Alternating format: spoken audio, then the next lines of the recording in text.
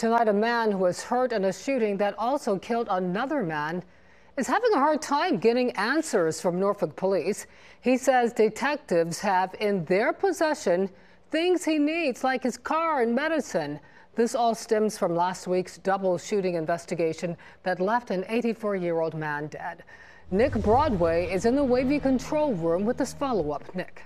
Yeah, Regina, he says he was trying to help break up a fight outside the CCC convenience store last Wednesday. Someone pulled out a gun and started shooting. This resulted in the death of 84-year-old James Carter, the well-known owner of the store. The suspect also shot Shontel Cradle through the abdomen on his right side. He drove home, then his fiancee drove him to the hospital, finding out this shooting broke 3 of his ribs. I'm still using this to breathe.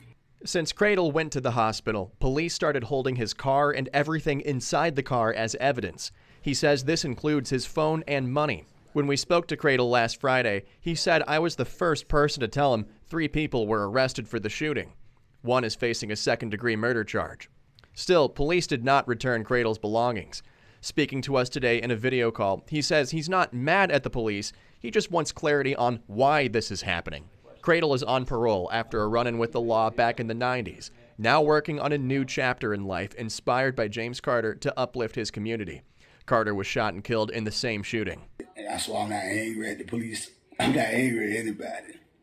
I know y'all got a job to do. I respect y'all keeping my family safe.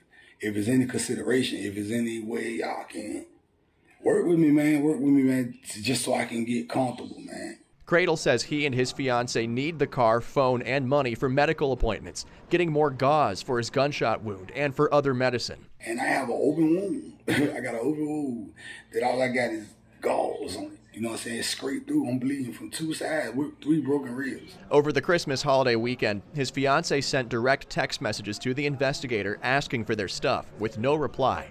10 on Your Side reached out to PD this morning to ask about Cradle's belongings. They tell us they cannot publicly talk about evidence in this active case, but told me victims of a crime can always reach out to the investigator directly. I told them the victim has been trying that since Friday. Cradle tells me while he needs help, he also does not want to take attention away from what happened to James Carter.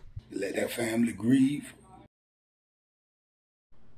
Cradle's fiance tells me his next appointment is this Thursday, and without the car, they don't know how they will make it. By the way, that is a rental car. They're still on the hook for payments. In our talks with police, they were not able to provide a timeline for when they may return Cradle's belongings. Reporting from the control room, Nick Broadway, 10 on Your Side.